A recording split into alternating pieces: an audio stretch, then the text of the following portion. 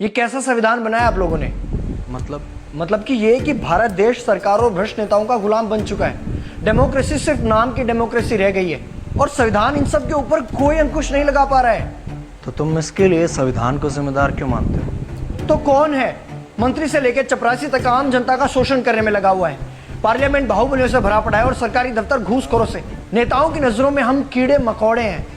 किसी भी देश का संविधान चाहे कितना ही अच्छा क्यों ना हो, अगर उसे चलाने वाले लोग बुरे होंगे तो संविधान अंततः बुरा ही साबित होगा। और इस देश की हालत का जिम्मेदार संविधान नहीं, तुम लोग हो, इस देश की जनता। हम लोग? कैसे? तुम लोग अपने प्रतिनिधि खुद चुनते हो। क्या देखकर? जाति, धर्म?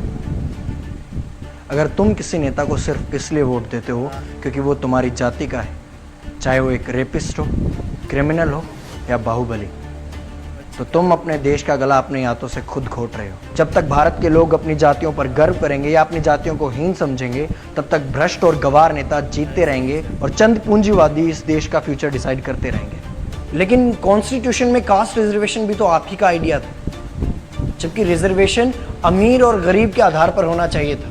एक गरीब आदमी अमीर हो सकता है, एक अमीर आदमी भविष्य में गरीब हो सकता है, लेकिन क्या किसी की जाति बदली जा सकती है? हाँ, रिजर्वेशन खत्म हो जाना चाहिए अगर समाज ने जातियों को ऊंचा या नीचा कहना बंद कर दिया है। कैसा हुआ? लोगों को अपनी लड़ाई लड़ने के लिए अपना मसीहा चाहिए होता है। जैसे दबे कुचले वर्ग के लिए, दलितों के लिए आप मसीहा थे। वो लोग आज आपकी पूजा करते हैं, आपको भगवान मानते हैं। यही तो दिक्कत है इस समाज की, हीरो वर्शिप, आइडल वर्शिप। मैंने अपना पूरा जीवन अंधविश्वास, पाखंड और आडंबर से लड़ने में निकाल दिया और इस समाज ने मेरी ही मूर्ति बनाकर मुझे ही पूजना शुरू कर दिया।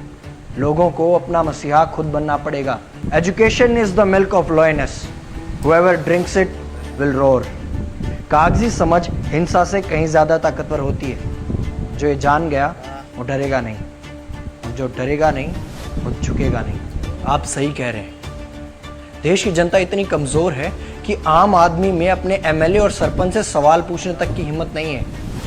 लड़ना तो बहुत दूर की बात है। जब तक तुम्हारे चुने हुए प्रतिनिधि सच्ची निष्ठा के साथ काम नहीं करेंगे, तब तक संविधान के कोई मायने नहीं।